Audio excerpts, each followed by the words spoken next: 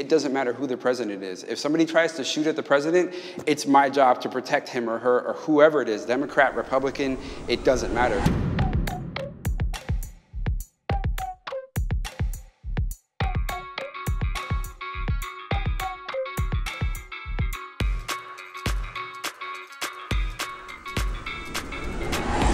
War is a necessary evil.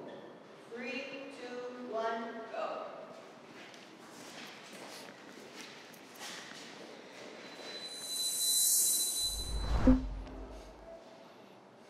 I actually think that, unfortunately, it is the truth. The war is a necessary evil.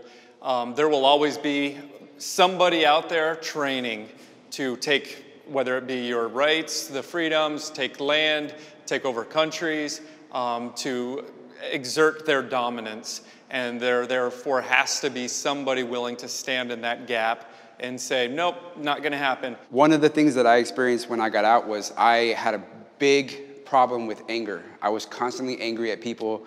My PTSD was through the roof, and I had to learn how to alternatively diffuse situations that I got myself into. And so now I'm thinking, is war absolutely necessary, or is there another way that people can work together, whether they're from other countries or not, to resolve issues? And so that's why I chose to somewhat disagree, because I agree that, yeah, there are situations where you have to step in and war is the only option because maybe they're being hard-headed and you just have to get the message across. Yeah, the word necessary was kind of like, was weird for me because I was like, inevitable or necessary? Like, from a personal standpoint, I think like, no, it's definitely not necessary, you know, and my intellect tells me like, no, you can talk it out and things like that, but evil exists in the world. That's just a fact. It's not gonna go away ever.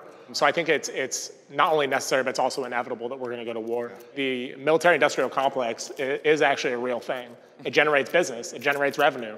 So there's people that make money off of war, and so therefore, it's going to happen. I think it's important for us to have, like this country, for us to have a presence in the military, you know, to be around anywhere in the world, because we're protecting ourselves and we're, in the long run, maybe protecting other countries. You know, my ship, when we were on deployment, we rescued 288 Nigerians from the middle of the ocean. Their ship had caught on fire. And if we hadn't been there, our presence wasn't there, they probably would have all, you know, been stranded out there and maybe hadn't even survived. And so I think it's important to have a presence. My non-veteran family and friends understand what I have been through. 3, 2, 1.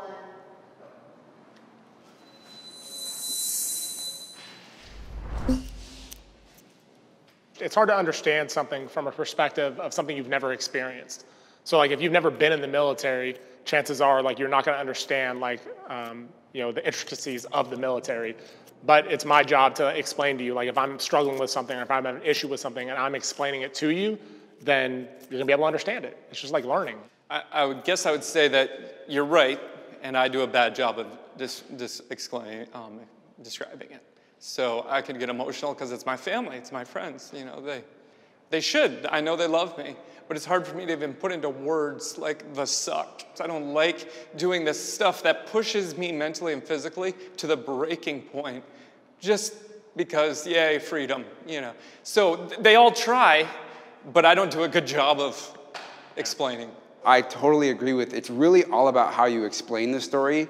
And I've broken down the science behind PTSD and why I do what I do. Like you were saying, I don't like to do certain things. Like for instance, me, whenever I go into a public restaurant or a public like place, I always have to sit against the wall facing the front door, right? Because I'm always aware of my surroundings, because as a Marine Corps infantryman, I was trained to be aware of my surroundings 360 all the time. But why though? You know, so I had to explain to them why I need to sit facing the front door whenever I go somewhere. I try to like send money to my family every paycheck, you know, that's all I did. That was the one thing. And I didn't I was trying to stay away from trouble, you know, do the best I can just so I could get the money that we needed, right? One of the things when my mom, when I came back home, she was telling me, oh, why are you like this? Why are you like this? It was so hard. I kept explaining to her like, Mom, I can't explain to you the things I had to go through in the military, the problems I had to face and the things I had to endure before you guys, you know? One of the things she said is that, oh, it's because you don't love me. I was like, whoa, Yeah. that hurt so much to the point that I was angry, sad, and I was like, what's the point? My mental health was affected by the military. 3, 2, 1, go.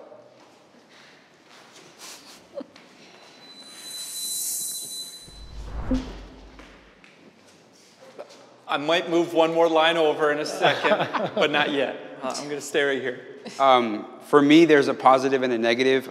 It was that level of discipline that gave me the fortitude to be able to fight through depression and anxiety and being homeless at one point and all that kind of stuff to get to where I'm at today.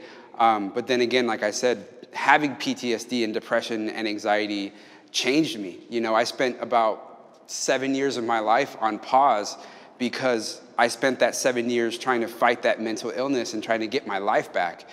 So because of, hold on, this is the end. I'm not going over there. But the memories that I share with people that are traumatic, you know, and we compare notes as buddies where we laugh and joke about it at the time. And then later on, we're like, wait a minute, that actually was insane. And that was horrible, you know. And probably laughter and joking about it should not be the response to that. It's a coping mechanism. And that's where then I'll finally join the smart side, the dark side. I didn't feel safe sleeping, you know, like I felt like I had to have like something with me, holding something. I sure as hell thought that I was alone sometimes, you know, but then like it takes only one guy to say, hey, what's up? What can I do for you? Like that connection, just that initiative was all I needed. I support our president. 3, 2, 1,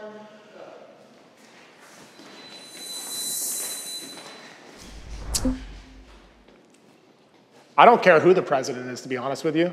I don't care if it's Obama. I don't care if it's Bush, if it's President Trump.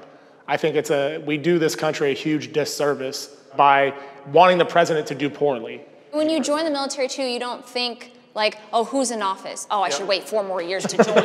Nobody does that, you know? They just join. They have their own personal things to take care of. They don't care who's in office. There's gonna be a job to do no matter who's in office, you know? So while I was in the Marine Corps, I had the benefit of being in a duty called Presidential Support Duty. And I was one of the Marines who got selected to work in Washington, D.C., helping protect the president.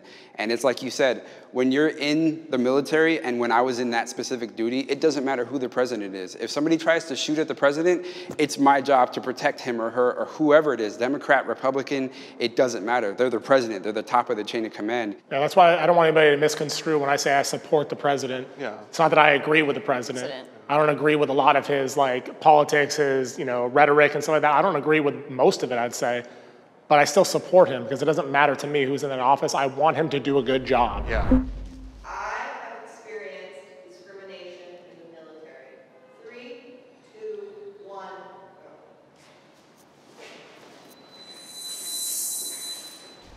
go. For me, the Asian guy that came from Cali. Some of these guys have never seen an Asian guy before and said I was the first one besides Bruce Lee on there. Yeah. But going into the military, it was like there's a lot of stereotyping and a lot of like mistreatment because of my race or my personality or my demeanor.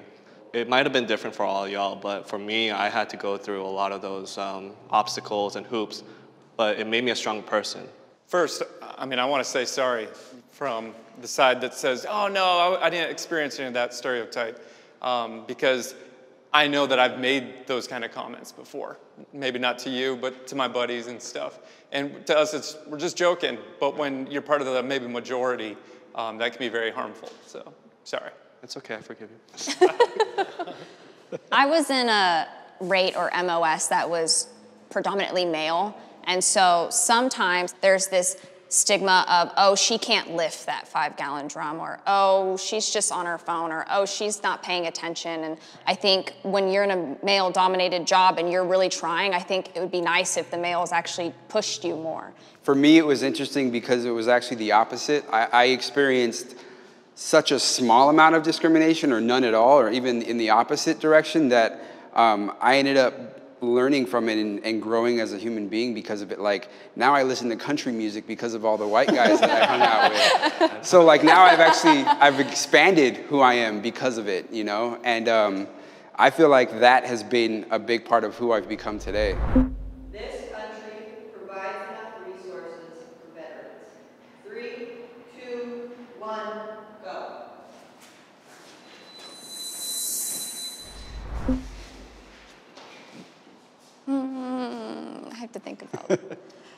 Dum, dum, dum. I'm changing my answer. I just thought about it.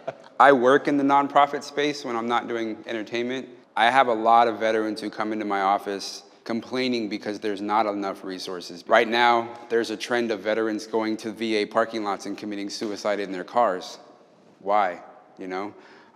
The rate of suicides right now is around 22 a day for veterans and the veteran community. Yes, there are definitely resources out there, but I feel like a lot of the resources that are out there are very hidden, and a lot of veterans have to do hours and hours of research to find them. Like a lot of the veterans that come to my organization, they tell me, we didn't even know you existed.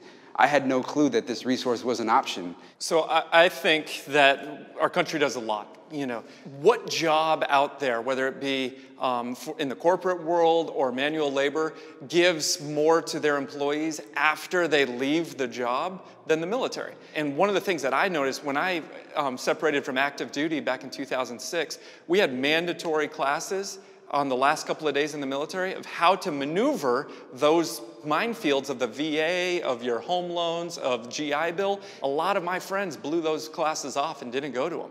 A lot of the veterans that come to our company, they tell us that TAP sucks, and it really doesn't teach them too much. They learn the basics of like how to write a basic resume, what types of jobs to look for, and then you're thrown out into the civilian force, thrown to the wolves. So the thing is, like, are the resources there? Absolutely. Do you need to do some work to get those resources? For sure. But that's like everything. So like my stance on it is I think there's a lot of veterans that they want their hands to be held even when they get out of service. And it's like, okay, I understand a part of that. But at the end of the day, like, you need to do some work to get those resources. And I think there's plenty of resources if you're willing to do the work. My struggles with anxiety and panic attacks and things like that, I was like, I don't want to take medication. What can I do? So I talked to Dakota Meyer, who's a huge guy in the veteran community. He's like, go get the Alpha Stim. Every veteran center is offering them. Am I jumping through hoops to get that Alpha Stim? Sure, I am. Is it frustrating? Absolutely. But the resource is still there. We're in California, right? So like we are considered lucky. You know, I could go to downtown LA or go to Long Beach, but for my friends, it wasn't the case. A lot of them like are in states where it's hard to like go. You have to go to another state just to get the help. So I do think that we do get the help that we need, but sometimes they don't have that consideration for us. I am willing to die for my country. 3, 2, 1, go.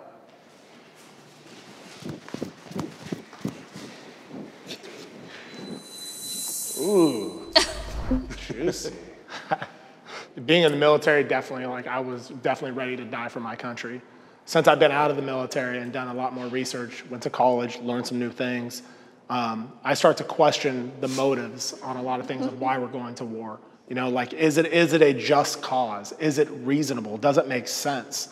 If the moment was right, if there was a reason and a good cause for me to go and die for my country, I would. But I'm not going to leave my family behind for a cause that I don't believe in. So that's why I somewhat agree with it. See, you're influencing me now. Yeah, you kind of made me. I am willing to die strongly for our country, and I would hate to die in a friendly fire accident or for an unjust cause or in some crap hole part of the country or the world for maybe even some people that don't even want us there, but I'm willing to. And I feel like, you know, it's important that somebody's willing to. They tell you in basic, like, this is, you might die. And they give you statistics. They're like, 2 people in your basic unit will probably not survive their contract. Right. And that makes you think like, oh shit, like that might happen. And you know that it's a possibility, you just try not to think about it, right? And that's really what it comes down to, honestly. You just gotta accept that there might be a time for it. Right, yeah. I mean, I think there's gonna be times that war is necessary. There's gonna be times that war is just inevitable, it's going to happen. But it's unforgivable if one of my sons were to go to war and die for an unjust cause. That's unforgivable. Being in the military has changed my life for the better. 3, 2, 1, go.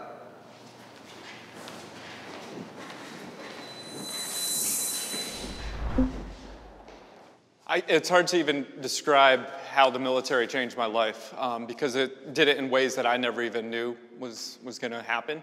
I joined up after 9/11, and I kind of had a lot of anger, a lot of patriotism, and I just thought, you know what, I got to serve my country, so I joined up in the Army. I didn't think it was going to change me, but It did, and it did make me think like, wow, I can do anything. You know, I can move to California, I can get a job wherever I want, and it just gave me the confidence to do that. When I was in high school, I was one of those kids, like I was lost. I really didn't know who I was. I didn't know what I wanted to do with my life. And joining the military gave me the discipline and the maturity to be able to figure out what path I wanted to take as an adult. For me, like without the military, I wouldn't have like my degree that I have. You know, I was able to go to school.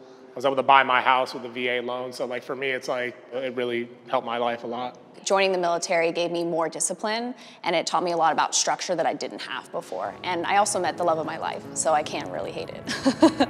Group hug. Hey, group hug, bring it in. Yay! USA on 3. 1, 2, 3. USA!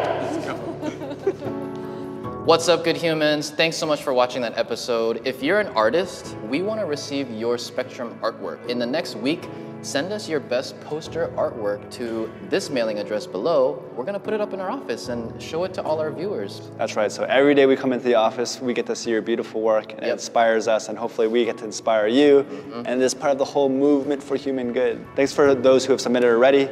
As always, make sure you like, comment, subscribe. We love hearing from you. Follow us on Instagram, and we will see you next time.